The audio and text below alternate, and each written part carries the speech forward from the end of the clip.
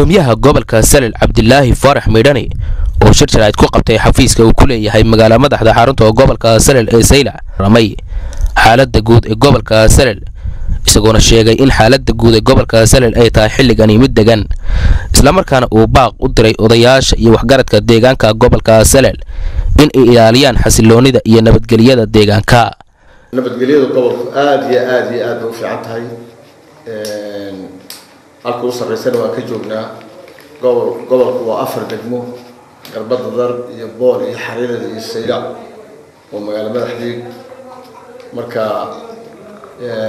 intaayo degmo nabadgelyadoodu aad u wanaagsan tahay bari dhowitaay xagga Xariirada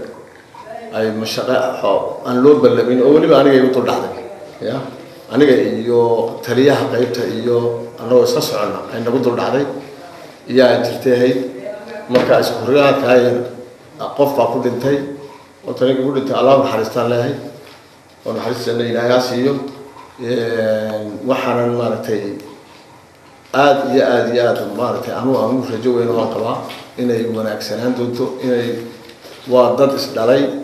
waa dhaliya dhasheed waa abti iyo isku wadayihiin sidii nabadgelyada ay ku dhamaari doonto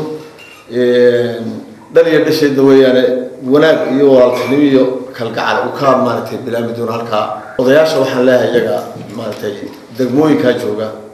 maartay caaqilinta ku waxgaradka dhammaan waxaan leeyahay dalku waa dadkiini dadkuna waa dadkiini wanaag iyo kalgacal sidaas ku tooli lahaydeen waa in hay goor uga shaqeysaan waa in si la isku duubnaan lahaa hay goor uga shaqeysaan nabadgelyada dalka iyo xasilooniduna damba inoogu wajirteen nin oo ay dan kali quraata darmay marka idinka waxaan farayaa nabadgelyada hawshiina sabab soo baxdaan isaguna gudoomiyuhu sheegay in dhawaan uu kormeer kala duwan ku soo maray deegaano ka tirsan gobolka Salel deegaankaas ay ka da'ay roob xoogani balse wax dhibaato aan u geysanin dad iyo dunyaba